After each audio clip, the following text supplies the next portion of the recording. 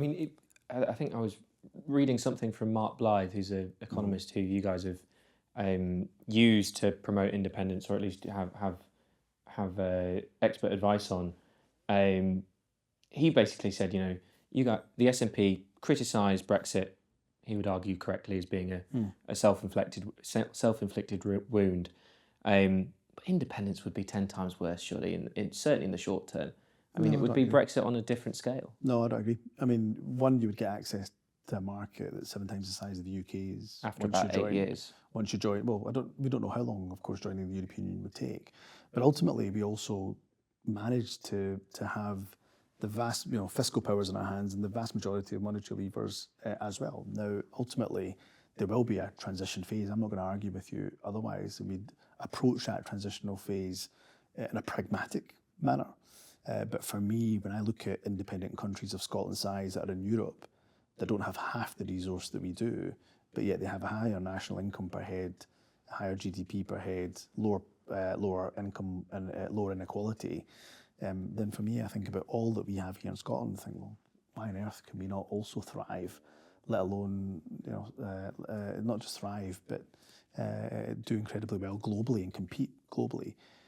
Or the alternative is we're anchored to this Brexit Britain that there's almost no doubt and no argument from any serious economist that is taking us in the wrong trajectory. But surely leaving one political union, as you argued very strongly against ahead of Brexit, to be a lone soldier, is exactly the same process you're promoting with independence. It's just you're hoping for EU membership that could be easily be vetoed by someone like Spain, and just begging for membership in order to do well.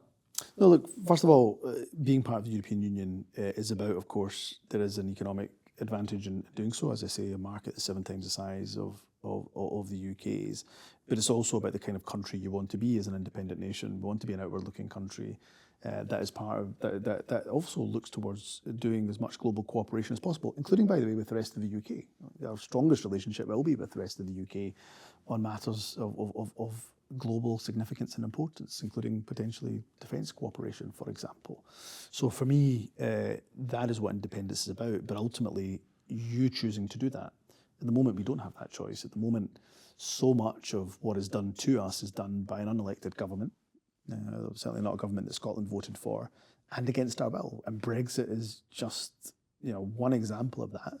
It's tip of the iceberg in terms of examples where things have been done to us that we either actively voted against or that are against our values. Cost of living crisis is another one. We had nothing to do with that cost of living crisis, and yet is literally harming people up and down Scotland. But you failed to grow the economy in the 17 years that the S&P have been. Well, first of all, that's not true. GDP, of course, has increased since 2007 at a greater rate than UK GDP.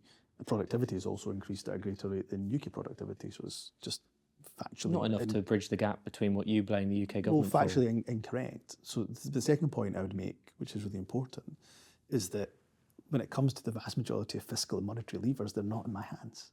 By God, I wish they were in my hands. They're not. They're in the hands of the UK government. And the UK government over the last 14 years was a significant proportion of the 17 years that we've been in government. For those 14 years, have chosen to make decisions that I think have damaged our economy. So there's only so much we can do. And as I say, we've shown when it comes to GDP per head, when it comes to productivity, that we are able to advance where the UK is. But we're always going to be held back by the UK government that has its hands on the tiller and steering us in the wrong direction.